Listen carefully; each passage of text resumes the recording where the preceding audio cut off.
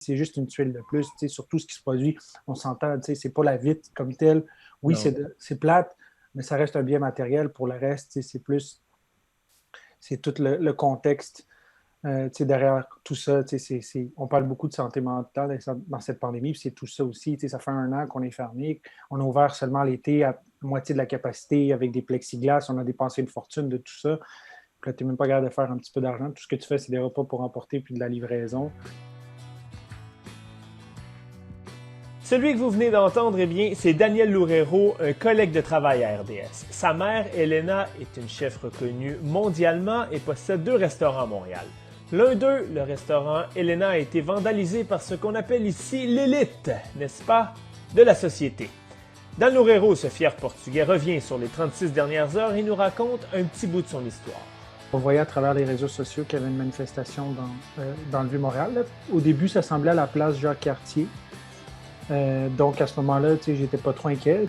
Puis là, je me demandais si ça allait bouger ou pas. Puis là, quand tu vois des vidéos que ça commence à dégénérer, des feux, des choses comme ça, là, tu sais que, bon, à ce moment-là, pour en avoir fait des manifestations moi-même dans le passé, tu te dis, c'est peut-être à ce moment-là que ça va dégénérer. Tu te dis, regarde, jusque là. Éventuellement.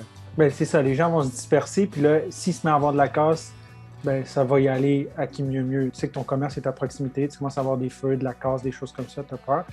Et ensuite, on reçoit un message de clients qui habitent juste à côté, en fait, dans l'immeuble, juste à côté. C'est des clients et des amis également du restaurant.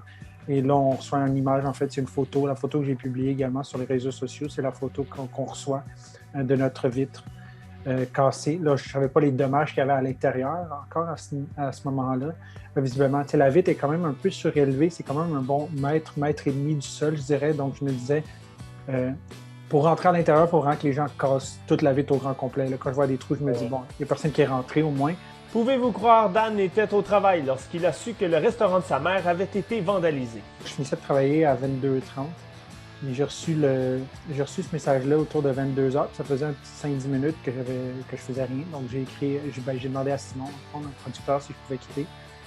Puis là, il m'a dit, ouais, il n'y a pas de trouble. Puis là, je suis parti, je suis allé là, constater les dommages. En fond, la vitre est très cassée. À l'intérieur, j'avais une roche d'à peu près de cette taille-là.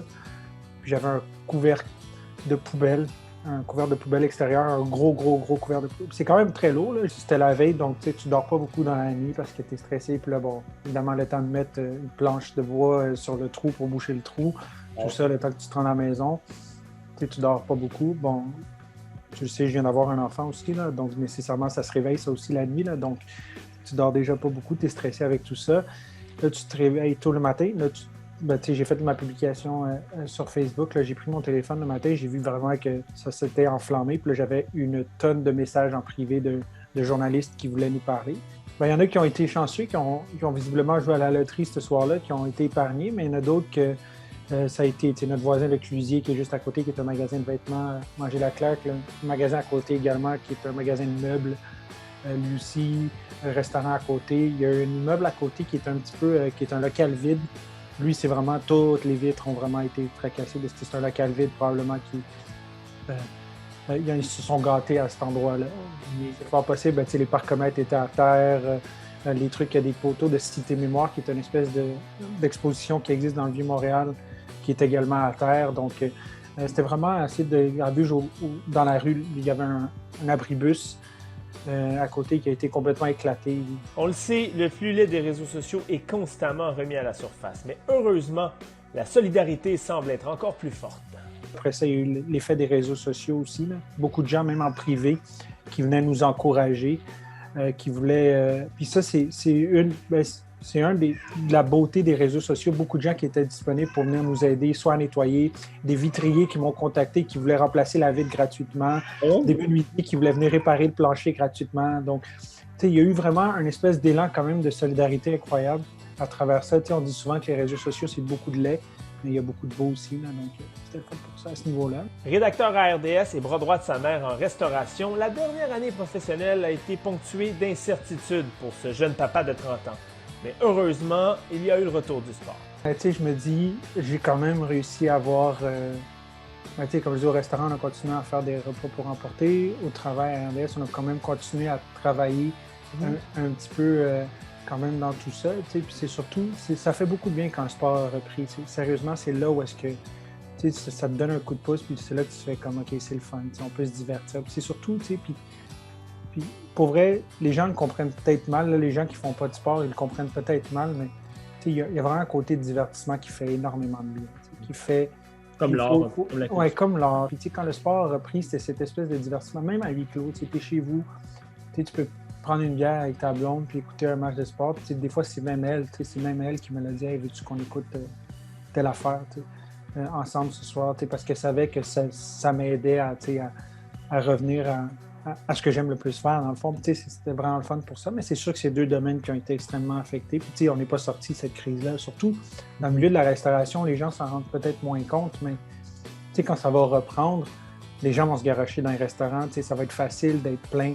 Puis là, dans mes perspectives, moi, je pense que le 1er juin, peut-être qu'on va être chanceux, puis peut-être qu'on va pouvoir rouvrir, peut-être si la vaccination s'accélère, puis si on est capable de contrer la 3e vague d'une certaine façon, mais ça va être, cet été, les gens vont être dans les restaurants, les gens vont y aller, les terrasses vont être pleines, ça va être si on peut le faire, bien sûr. Mais le problème, ça va être après ça, ça va être au mois d'octobre, au mois de novembre, parce que il y a le retour à l'école, où est-ce que les gens, finalement, un essoufflement. Il y a un essoufflement, mais dépenses, si Noël s'en vient, tout ça, c'est là où est-ce que ça va être dangereux pour beaucoup de gens dans la restauration. C'est là où est-ce que nos gouvernements doivent être alertes, parce que c'est le fun de donner de l'aide, puis là, la reprise est recommencée, c'est beau les programmes d'aide, plus besoin, maintenant, on va en avoir de besoin, surtout dans la restauration, pendant 1 an encore, probablement. Facilement 1 an, si on veut s'en sortir, parce que sinon, il y a beaucoup d'entre nous qui risquent fort bien amour. Il y en a parmi entre nous dans la restauration qui vont disparaître. C'est sûr qu'il y a des restaurants qui vont fermer, c'est sûr que ça va arriver. Et à un certain moment, une bonne soirée au restaurant provoquera le même effet pour Danny Boy, pour sa mère Elena et pour la population en général. Totalement.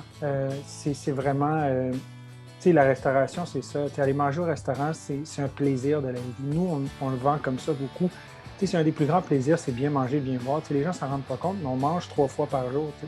Puis pour beaucoup de gens, malheureusement, il y a une démocratisation qui doit se faire encore de bien s'alimenter. Il y a des problèmes d'alimentation, les gens ont des troubles alimentaires. Mais bien manger, c'est quelque chose qui doit faire partie des plus grands plaisirs de ta vie. Tu le fais 3 fois par jour. Donc, tant qu'à le faire, prends donc le temps de bien le faire puis de t'amuser en le faisant. Donc, vraiment, à ce niveau-là, ça va créer ce boom-là à nouveau, ça va créer cette énergie-là à nouveau. Puis on le sait, Montréal, c'est une ville, particulièrement à Montréal, mais c'est le cas aussi dans les autres villes en région, que ce soit Sherbrooke, que ce soit Québec, que ce soit n'importe où. C'est des villes qui ont des restaurants qui sont assez incroyables, puis ça va créer un autre dynamisme. Puis espérons-le que ce soit pendant l'été, parce qu'avec le soleil, la chaleur, tout ça, ça va vraiment créer un engouement qui est encore plus intense. Puis, on l'a vu l'été dernier, beaucoup de rues ont été transformées en rues familiales à Montréal, des rues qui ont été fermées, ça a été des grandes terrasses à air ouvert. Ça aussi, c'est agréable. Les gens vont se retrouver cet été, espérons-le, puis si on se fie aux prédictions du gouvernement, si tout le monde a sa dose au 24 juin, les gens vont se retrouver cet été, puis ça va être tellement des beaux moments, puis on va vivre ces moments-là, puis on va tellement les chérir. Donc, il va falloir en profiter au maximum.